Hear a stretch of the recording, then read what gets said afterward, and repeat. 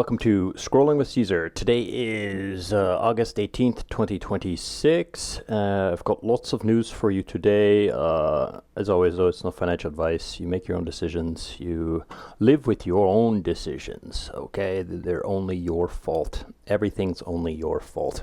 Anyhow, never mind that. Let's get into the charts first, and then I got a handful of tweets for you. So looking at the charts here, we have Ethereum, which is doing okay. It's up, less than 1%. BTC is up 0.5%. So BTC is up on the day. ETH BTC down on the day. Sonic is down another 1%, so bouncing around in this local low, which is kind of sucky, but it is what it is. Hype doing nothing today, really. And gold, let's check out gold. Gold is down, retraced all of its gains from yesterday. So that's okay. Let's take a look at the stonks. So S&P is down on back into the range here, but I don't have any liquidity here because I pulled it when it went out the top. If it comes down and around this area here, 760, I'll probably consider buying and stuff like that. So Meta looks like I made a bad decision on that one, but I am buying the dip, so to speak. I don't think it's going to go below these all-time lows here, or this local low here of 520. So I think I'm safe in here. The LP looks terrible because I've lost quite a bit of my value there, but it will go up, I think, eventually. I saw they were getting sued or something like that. So anyhow, let's move on to Google.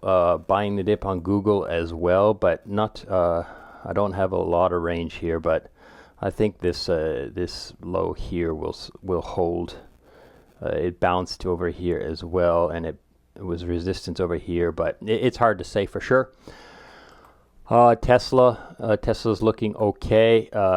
It retraced earlier today, and it's pulled back. So people are looking at ScanDisk. Anyhow, I probably should have left that position open all this time, but nevertheless, that's that.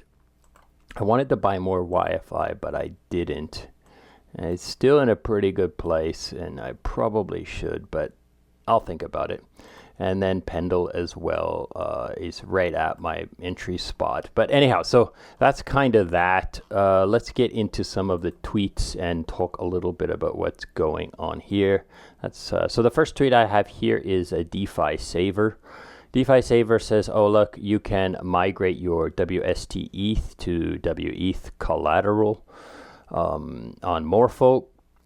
And apparently a lot of people have been migrating and so forth. I really like EtherFi's WETH new model. They removed the restaking tech from it. And if you want restaking yield, you have to wrap your WETH. I like that better. So now it's just a pure LST. And then if you want it to be an LRT, you have to deposit your LST into an LRT contract, and you will get that. So so there's this migration thing happening. You can use DeFi Saver to automatically migrate stuff with flash loans, so you don't have to worry about unwinding positions and stuff like that. So what does it say? The EtherFi LTV market on Morpho has recently started getting liquidity from prominent vault curators such as Stakehouse.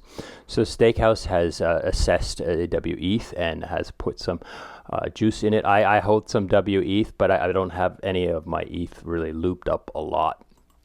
Okay, so here's another opportunity for DeFi Saver. So if you use Liquidity, Bold stablecoin, my favorite stablecoin in the space right now, you have two options. One, you can use the iPor Liquidity ETH Vault, and you just put ETH, you get paid more in ETH, and it helps grow the Bold supply. So that's good for the protocol, and it's good for you, and you don't have to worry about stable coins or looping. You just stick your ETH in there, and you get roughly about 8%.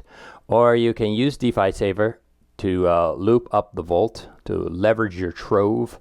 So basically you can deposit ETH or WST ETH or Rocket Pool ETH in here, and then you can borrow. It borrows Bold, buys more ETH, deposits that, and borrows and loops it up for you. So Yeah, you can check out those. Check out this. There's two tweets here, tweet threads that kind of walk you through everything if that's something you want to do. Okay, so Frax Finance, SFRX USD, another stablecoin I hold and I like. It's very different than the other one, but I enjoy using it because it's grassroots. It's DeFi. It's these guys are OG chads, right? So it's up 15%. The TVL of the SFRX USD is up 15%, 4% APY set and forget stablecoin savings, right? With resupply, some are helping grow Curve Finance, Llama Land, SFRX market with juicy loops. So you can loop it on this resupply. I haven't had a whole lot of time to really look at this carefully. Like I said, I've been moving, I'm unpacking, I'm doing yard work. I'm trying to get this house. It's not, I wouldn't say it's a fixer upper, but it's like mildly fixer upper. It needs work here and there. It needs a little love and care. So I'm trying to give it that, as well as all these meetings and stuff like that with real world people.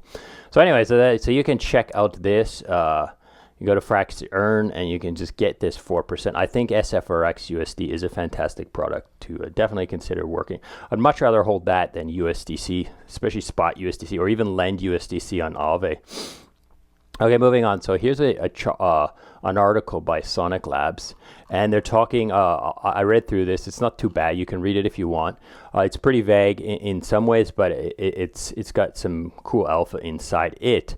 So the idea, fast was the floor. So we all know Sonic is already very fast. Finality and transaction speed is just set, everything's fast and settles very quickly, right? So how are they going to improve that? So number one, it says after settlement comes execution. So basically that's like native, simulations. So users shouldn't have to like send transaction, right? And then wait for it to see if it's going to work or not. So simulations come into play here where, like it will know it's going to work or not before you actually send it and spend the gas. So that's that. We have coordinating deeper dependent actions. So this is batch transactions. So if you need to approve and then spend and then approve and then stake, that all can be one transaction, right? Like if you're going to like mint something and then stake something in a contract, users don't need to see this. So they're native batching transactions pretty soon. Gas should not be in the wallet first. So they have this thing called sponsored transactions where, applications can pay the gas for you and then somehow get you that gas after. So they pay for you first, so everything you want to do, you've got some tokens, or you want to buy some tokens, you got some USDC, or someone paid you like $100 and you want to buy some fucking meme coin, then you shouldn't have to worry about getting gas. It should just let you like do what you got to do. Maybe you need gas eventually, but like the product itself could just pay the gas for you and take it from whatever it is. So this is native, building the chain so that products, applications can just cover the fees for you. So then the experts, the devs, the team can worry about the gas and how to pay the gas, and the users don't need to do it. Catching failures before user signs. So pre-execution checks, that's kind of like simulation, but like it's slightly different. Like how may I say, the user does not need to check. They have fewer broken paths, fewer entries. Yeah, this is the simulation. So what was the other one? Coordinating deeper actions. After settlement comes execution. Oh, yeah, it's trading. Well, that's the way I understood it. Like you can pause it and read it carefully. I might have missed something. I'm kind of going off my memory of reading it before. I don't want to spend too much time blah, blah, blah, blah reading for you. So let's continue on. Catch failures before user signs. Contracts should not shape the product. So basically what this is expanded contract capacity. So those that don't know, on most EVM chains, the contract can only be so big. It can only have so much logic. If it has a lot of logic, if it's too big, then it won't accept it as a deployable contract. It won't render it, or it won't compile it. and it'll tell you to, like, you need to separate these into two contracts and put them in different places. Now, there is benefits to having this because module design is good. You can audit one, and then you can build modules on top of something that's audited, and you can expand your repertoire, and the users can be hidden from that. However, if you have the entire plan, it's better to put it all in one smart contract instead of having to build several smart contracts. So they're going to increase the contract capacity for teams, and they can then put all of that logic into a single place. And then, so this is just a little, conclusion here about, Sonic's already fast, but let's improve some of these other things, like the batch transactions, sponsored transactions, successful only, sponsorship, sponsored flow, pre-execution checks, and expanded contract capacity. So that's it. Let's move on. Okay, so approve is showing you that 2 out of the top 5 liquidations in the last 24 hours were stocks on chain. So in here, he's only got 2. He's got a ScanDisk and Space. I don't know who the number 5 was. BTC and ETH. So yeah, liquidations. So people are getting liquidated because people are betting, which is pretty cool. I think that's pretty awesome that people are betting on stocks on chain. I feel like, by trading these stocks here, like I feel like I'm doing meme coins, like especially this Meta, like look at this movement. Let's take a quick measurement of where I entered a few days ago too. Where's my measuring tool? Oh, here it is. So I entered somewhere around here, and I'm down like 6%, or I'm down like 5.5%, which is not too bad, I guess. It's not a meme coin. It's not 70%, right? Let's move on to the next one, to Jane. So Jane, USD3 holders have accrued 1.2 million in yield across fintech credit backing. So 10 weeks of the first activity was seeded. I like this protocol.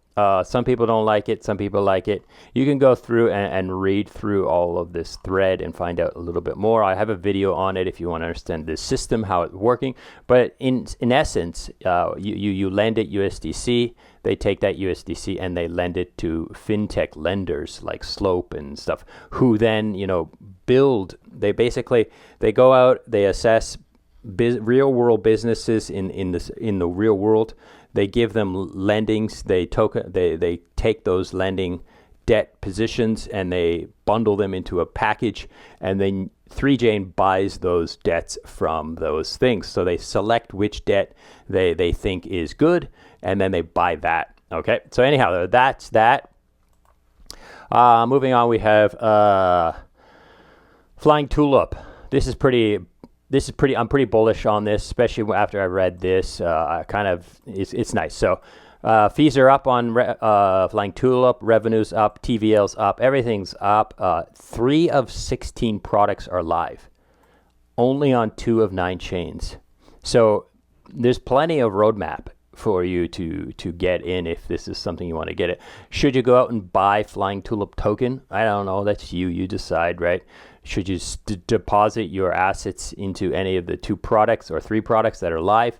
That's for you to assess, right? I have a video on the general idea of this entire thing, but not on these specific products.